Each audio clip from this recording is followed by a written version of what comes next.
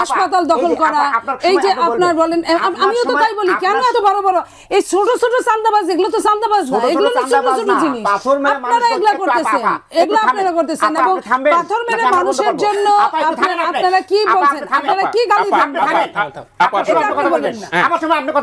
PR পদ্ধতির সাথে জুলাইয়ের চেতনার সম্পর্কটা কি আসলে? এটার অনেক সম্পর্ক আছে। আমি রাকিব আল হাসানকে বলতে চাই যে খুব সুন্দর কথা বলতে পারে এবং খুব সুন্দর কবিতার মতো কথা বলতেছেন ভাই, এবং ওনার যে বিচারিতা, উনি একবার বলতে জুলাই সনদের আইনি ভিত্তি হওয়া দরকার, আবার বলতেছেন এটা নিয়ে বার্গেনিং না করা দরকার।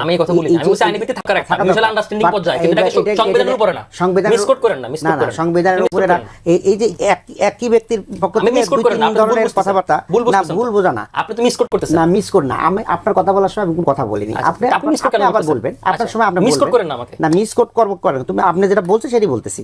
এরপরে আরেকটা কথা বলছে যে এটা মানে এই জুলাই যদি ব্যর্থ হয় আর কি, মানে আমাদের ব্যর্থ যদি হতো তাহলে আমাদের সবার হতো, কিন্তু কিছু কিছু দল এবং ব্যক্তি তারা কিন্তু সেফগার্ড রাখছিলেন। আপনারা গুপ্ত, আমরা গুপ্ত।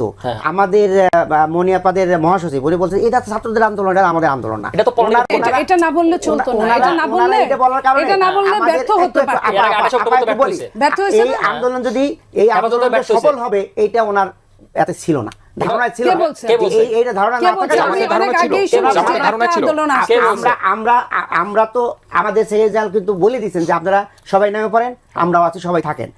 উনি বলছেন যে এটা ছাত্রদের আন্দোলন, এটা আমাদের সাথে কোনো সম্পর্ক নাই, উনি সেফগার্ড থেকে গেছেন। আমি একটা লাইন বলি, একটা লাইন আমি ফেব্রুয়ারিতে জানুয়ারি দিন হয়েছেন, আমি বলি ফেব্রুয়ারিতে আমার কাছে ছিল যে ছাত্ররা একটা আন্দোলন নিয়ে নামছে। শেষ করতে দেন আমাকে, আপনার সময় আপনি বলেন কেমন ওনারা সেফগার্ড রেখে দিয়েছেন যে যাতে যদি ব্যর্থ, তাহলে আমরা বলতে পারবো যে আন্দোলন এটা ছাত্রদের আন্দোলন, ছাত্রদের সাথে বুঝে নেন। এরপরে 18 তারিখ যদি আমি ভুল না করে থাকি, 18 জুলাই বিএনপির একটা অনুষ্ঠান ছিল শুক্রবারে, এই ছাত্রদের এই আন্দোলনের সমর্থন জানিয়ে, এবং সেই মিছিলেও হামলা হয়, রুহুল কবির রিজভী সহ বেশ কয়েকজন গ্রেফতার করা হয়। গ্রেফতার করা হয়েছে বিভিন্ন জায়গাতে, সব বিএনপি করা হয়েছে, আজামাতের আমাদের সেক্রেটারি আমাদের তাহের সাহেব ওনাদেরকে গ্রেফতার করছে, আমার বাড়িও ঘেরাও করছিল একদম টপ টু বটম। তো যাই হোক, কোনোভাবে আমি বের হয়ে যেতে পারছিলাম। তো যাই হোক, এখন এই যে আন্দোলনের যে মানে চেতনারা, এই চেতনা ছিল হলো যে নতুন বন্দোবস্ত হবে, এখানে সংস্কার হবে, পুরাতন নিয়ে যে চাঁদাবাজি, এখন বলেন যে এই যে চাঁদাবাজির বিরুদ্ধে এত কথা হচ্ছে, কিন্তু চাঁদাবাজি থামতেছে না কেন? এত বহিষ্কার হচ্ছে কিন্তু চাঁদাবাজি থামতেছে না। আপনার ব্যাংক দখল করা, আপনার কি বলে হাসপাতাল দখল করা, এই যে আপনার বলেন, আমিও তো তাই বলি, কেন এত বড় বড় এই ছোট ছোট চাঁদাবাজ, এগুলো তো চাঁদাবাজ না, এগুলো তো ছোট ছোট জিনিস, আপনারা এগুলা করতেছেন, এগুলো আপনারা করতেছেন। এবং পাথর মেরে মানুষের জন্য আপনারা কি বলছেন, আপনারা কি গালি দেন? হেলালুদ্দিন সাহেব, আপনি বলেন, আমি আপনার কাছে জানতে চাচ্ছিলাম যে পিআর এর যে বিষয়টা, এইটা আপনারা 2024 সালে এটা ঘোষণা করলেন, এইটার সাথে জুলাই অভ্যুত্থান আসলে চেতনাটা সম্পর্কিত কেন? চেতনাটা সম্পর্কিত এই যে জুলাই বলছে যে ফেসিবাদ থাকবে না, এখানে নতুন বন্দোবস্ত হবে, এখানে চাঁদাবাজ থাকবে না, সন্ত্রাস থাকবে না, কালো টাকা থাকবে না, যার ভোট সে দিবে। কিন্তু এখন যেভাবে চাঁদাবাজি হচ্ছে, ওই ইলেকশনের দিন তো মানুষ যেতেই পারে। পিআর হলে কি বন্ধ হবে? পিআর হলে কে এই জায়গার ক্যান্ডিডেট কে এখানে চাঁদাবাজিটা করবে? আমি 10টা সিট পেলে ব্যবসায়ী বিক্রি করে দিই। 10টা সিট বিক্রি করবেন তো পরে, এখন তো করতেছেন না আপনি। এই আমার 8 আসনের জন্য কাকে নমিনেট করবেন একটু বলা আছে যে আমি না উনি না উনি? আমি একটু বিতর্ক করি যে একজনকে যদি নমিনেশন দেওয়া হয়, সে একা ভোট কেন্দ্রগুলো আসলে ভোট কাটাকাটি, আপনার যুক্তি অনুযায়ী যদি একটা আসলে বিএনপি 3 জন লিডার থাকে, তখন তো 3 জন মিলে কাটবে। 3 জন মিলে কাটবে, এখানে তো বলা হয়নি যে এই আসনের জন্য 3 জন, তাকে কোন আসনে দিবে সেটা দল ঠিক করে। আমি না, আপনিও জানেন না যে আমি এই 8 আসনের জন্য আমাকে কাটতে হবে। কিন্তু এই পিআর এর ফর্মুলাটা কি আপনারা এই 5 আগস্টের পরে নিলেন? কারণ হাসিনা বিরোধী যে আন্দোলন ছিল, আপনাদেরও কিন্তু দাবি ছিল, বা বিএনপির সাথে আপনারা যুগপৎ আন্দোলন করেছেন তত্ত্বাবধায়ক সরকারের জন্য, এবং বর্তমান যেভাবে নির্বাচন হয় সেভাবেই পিআর এর দিকে আপনারা যাননি। এই 5 আগস্টের পরে আসলে পিআরটা কেন আসলো? 5 আগস্ট মানুষের চোখের সব চশমার সব গ্লাস পাল্টাই দিল যে এই দেশকে স্বাধীনভাবে সুন্দরভাবে গোছায় করতে হবে। পিআরটা হলে সেটা সম্ভব, পিআরটা হলে এটা সম্ভব।